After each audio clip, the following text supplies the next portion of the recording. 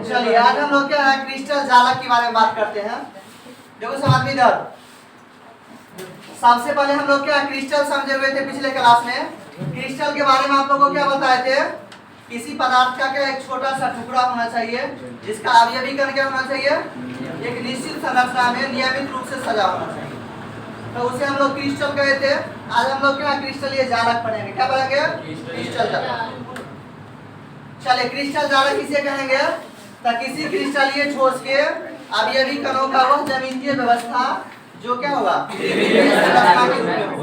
यानी किसी क्रिस्टलीय ठोस के अवयवी कणों का वह ज्यामितीय व्यवस्था जो सतह पर एक त्रिविमीय संरचना के रूप में होगा, तो उसे ही हम लोग क्या कहेंगे, क्रिस्टल जालक कहेंगे। क्या कहेंगे? क्रिस्टल जालक। इस क्रिस्टल जालक के सबसे छोटे भाग को हम लोग क्या कहते हैं, एकक कोशिका। क्रिस्टल जालक के सबसे छोटे भाग को एकक कोशिका। एकक कोशिका का मतलब क्या हुआ, तो घन होता है। एकक कोशिका का मतलब जैसे हम लोग ये घन बनाया है,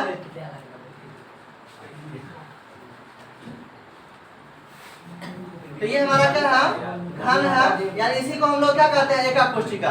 जब बहुत सारे एकक कोशिका क्या मिल जाता है तो क्या बनता है, क्रिस्टल जालक बनता है। इस एकक कोशिका की व्याख्या जो हम लोग करेंगे, इसमें क्या है, ये जैसे लंबाई है, ये हमारा क्या है, चौड़ाई है, और ये क्या है, ऊंचाई।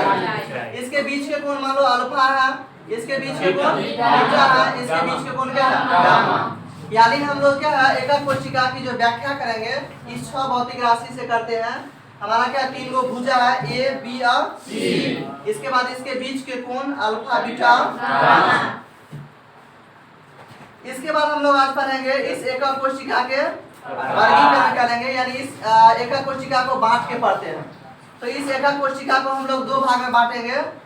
पहला हमारा है आद्य एकक कोशिका या सरल एकक कोशिका, शॉर्ट में क्या कहते हैं, एससी कहते हैं। क्या कहते हैं? एससी, यानी सिंपल क्यूबिक यूनिट सेल। दूसरा हमारा क्या है, केंद्रीय एकक कोशिका। क्या है? केंद्रीय एकक कोशिका। तो चलिए सबसे पहले हम लोग क्या है, इस सरल एकक कोशिका के बारे में जानते हैं।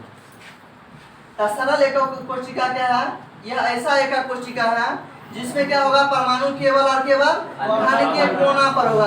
केवल कहाँ पर होगा, घन के कोना पर होगा। जैसे हम लोग इस फिगर में देखते हैं, ये हमारा क्या है, घन है। इस घन में क्या है, इसके कोना जो है आठों कोना पर क्या होते हैं, परमाणु। तो केवल अगर क्या है कोना पर होगा तो इसको हम लोग कहेंगे सरल एकक कोशिका। क्या कहेंगे? सरल एकक कोशिका।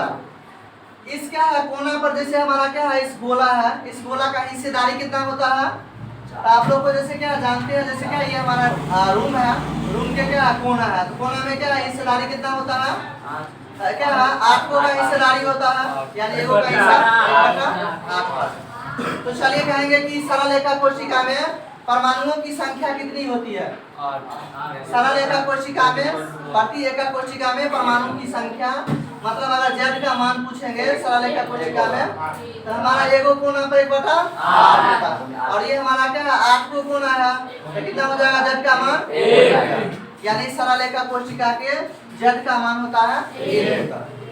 इसके क्या, इसका त्रिज्या का मान कितना होगा, देखो, तो इसका त्रिज्या का मान हमारा होता है a/2 होगा। a/2 सरल एकक कोशिका के त्रिज्या का मान a/2। चलिए अब हम लोग क्या है, दूसरा देखते हैं, सेंटर्ड क्यूबिक यूनिट सेल। इसको हम लोग हिंदी में कहते हैं केंद्रीय एकक कोशिका। क्या कहते हैं? केंद्रीय एकक कोशिका। तो चलिए जैसे ये हमारा क्या सरल एकक कोशिका था, तो इसमें केवल और केवल क्या था, कॉर्नर। अब अगर क्या है कॉर्नर के अतिरिक्त कहीं और होगा, कहीं और पर परमाणु होगा, तो उसी को हम लोग क्या कहेंगे, केंद्रीय एकक कोशिका। क्या कहेंगे? केंद्रीय एकक कोशिका।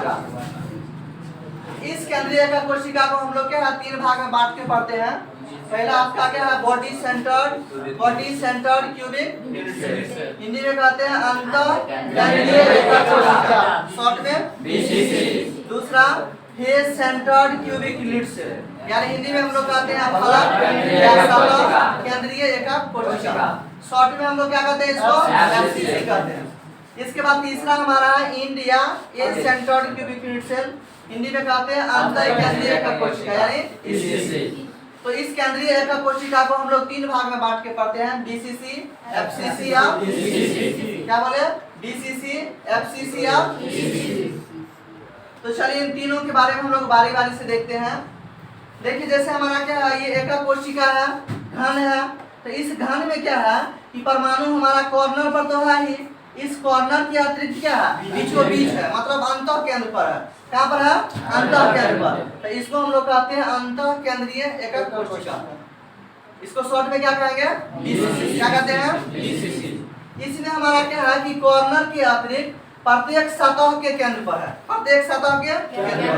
हम लोग जानते हैं कि घन में क्या है, 6 गो सतह होता है। जैसे हमारा ये क्या आगे वाला सतह है तो ये है इसके सेंटर, पीछे वाला पर तो यहाँ है, बाएं वाला ये है, दाएं वाला ये है, फिर क्या नीचे वाला का सतह के केंद्र क्या ये है, और ऊपर वाला का सतह का केंद्र ये है। यानी सभी 6 सतह पर, सतह के केंद्र पर भी अगर क्या हमारा परमाणु होगा तो इसको क्या कहेंगे, ये सेंटर्ड क्यूबिक फ्लूइड यानी एब्सोल्यूट। वही अगर हमारा क्या है कि कॉर्नर के अलावा कोई 2 विपरीत सतह पर, कोई 2 विपरीत सतह के केंद्र पर होगा तो इसको हम लोग क्या कहेंगे, ईसीसी। क्या कहेंगे, ईसीसी यानी अंतः केंद्रीय एकक कोशिका। चलिए एक बार फिर से देखते हैं। हमारा सरल एकक कोशिका में क्या होते हैं, परमाणु केवल और केवल कॉर्नर पर होते हैं। वही बीसीसी में क्या है, कॉर्नर के अलावा अंतः केंद्र पर होता है, कॉर्नर के अलावा अंतः केंद्र पर। वही हमारा क्या है, एफसीसी में क्या होगा, कॉर्नर के अलावा प्रत्येक सतह के केंद्र पर।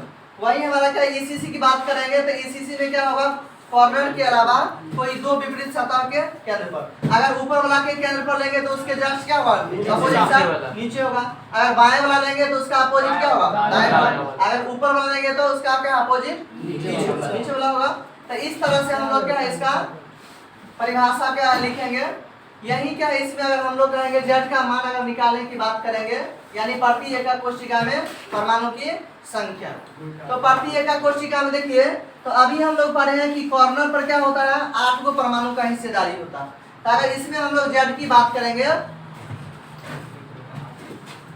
इसमें अगर हम लोग जेड की बात करते हैं तो क्या होगा, 1/8 तो कॉर्नर पर है, 1/8 गुने 8 है। इसके बाद हमारा क्या है कि ये वो अंतः केंद्र पर है, और अंतः केंद्र पर क्या होगा, पूरे और पूरे क्या है, इसी हमारा एकक कोशिका का हिस्सेदारी होता है। तो इसीलिए क्या हम लोग 1 जोड़ते हैं, तो इसको हल करेंगे तो कितना आ जाएगा, 1 प्लस 1 कितना, 2 आ गया। इसी तरह से अगर हम लोग एफसीसी का निकालेंगे तो एफसीसी में जेड का मान क्या हो जाएगा, कॉर्नर है तो 1/8 हो गया। इसके बाद हमारा क्या है, प्रत्येक सतह है, तो सतह का मतलब जैसे हमारा क्या, ये रूम का दीवार है, तो दीवार पर क्या है हिस्सेदारी अगर होगा तो क्या केवल इस रूम वाला का या उस रूम वाला का, मतलब क्या है 2 आदमी का हिस्सेदारी होता है।